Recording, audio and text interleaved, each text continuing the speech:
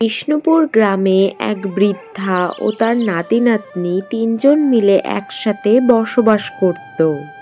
অলকা, এইসব খেলাধুলো একটু বাদ দিয়ে রান্নাঘরে গিয়ে দেখ তো, হাঁড়ি থেকে ডালটা উপচে পড়ে যাচ্ছে নাকি। ঠাম্মি, তুমি তো সব সময় আমাকেই কাজ দাও, কই ভাইকে তো কিছু বলো না। আমি তো করতেই যাচ্ছিলাম দিদি, ঠাম্মি সব কথা তো তুমি আগে শুনে ফেললা। তোদের এই ঝগড়া নিয়ে আমি আর পারি না, যা দুজনে মিলে মিশে কাজ করকে যেত। এরই মধ্যে তাদের পাশের বাড়ির হরি কাকা তাদের বাড়িতে এলো। আরে প্রভাবতী দেবী, তোমার এই দুই নাতনির মধ্যে কে বেশি ছটফট করে বলো তো? আমার দুই নাতনির মধ্যে একজন খুব দুষ্টু আর একজন লক্ষ্মী, দুইজনেই আমার চোখের মণি। পরের দিন সকালবেলা বুড়িমা তার নাতি-নাতনির সাথে গল্প করছিল। এরই মধ্যে জমিদার বাড়ির ছেলে তাদের বাড়িতে এসে হাজির হলো। এই বুড়ি, তুমি কি জানো এই জমি এখন আমাদের জমিদার বাড়ি, তোমাকে এই বাড়ি থেকে চলে যেতে হবে। রাকেশ বাবু, তুমি এসব কি বলছো? এই জমি তো আমার সেই দাদুর আমলের, তোমরা কি আইন টাইন কিছু জানো না? ঠাম্মি, তুমি চিন্তা করো না, ওনার সাথে কোনো কথাই বলতে হবে না, আমরা এই জমির থেকে এক চুলও নড়বো না। হ্যাঁ দিদি, তুই একদম ঠিক বলেছিস, আমরা এই জমি থেকে একদমই নড়বো না, আর বেশি বাড়াবাড়ি করতে এলে আমরা গ্রামবাসীকে সব অন্যায়ের কথা জানিয়ে দেব। এই বুড়ি, আজ আমি তোদের কিছুই বললাম না, কিন্তু আমি আবার আসবো আর তোদের এই বাড়ি থেকে উৎখাত করেই আমি ছাড়বো। ঠাম্মি, এবার আমরা কি করব? আমাদের কি এই বাড়ি ছেড়ে চলে যেতে হবে? শোন রে, আমাদের শক্তি হলো এই গ্রামের মানুষ, ওদের নিয়ে যদি রাকেশের মোকাবেলা করি তাহলেই জিতবই আমরা।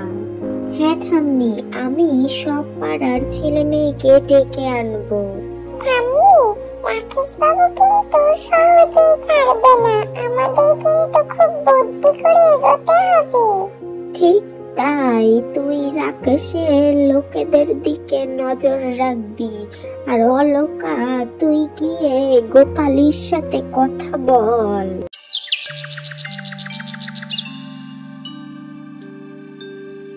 পরের দিন সকালবেলা গোপালীর সাথে হঠাৎই রাস্তায় রাকেশের দেখা হয়। সে রাকেশের কাছে সবকিছু জানতে চায়। রাকেশ বাবু, কি শুনছি তুমি নাকি বুড়িমার জায়গা জমি ঘর বাড়ি সবকিছু দখল করতে চাইছো? গ্রামবাসীরা এই সমস্ত কথা সব জানতে পেরেছে, তারা কিন্তু তোমাদের উপর খুব রেগে আছে। এই জমি আমার, তোমাদের সবার বিরুদ্ধে আমি মামলা করব। মামলা করবে? করো, কিন্তু ঠাকুমা যখন তোমার পেছনে লেগেছে তখন তোমার রক্ষে নেই।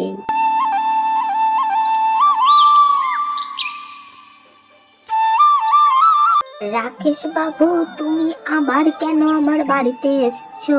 তুমি যদি সৎ পথে চলতে তাহলে মানুষ তোমাকে সম্মান করত, কিন্তু এইভাবে অন্যায় করলে তো তুমি হারবেই।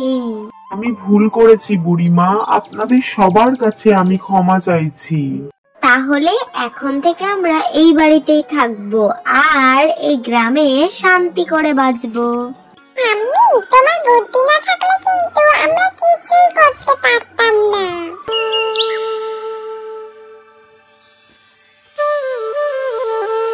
কি গো বুড়িমা, তোমার এই দুই নাতি নাতনি তো গ্রামকে বাঁচিয়ে দিল।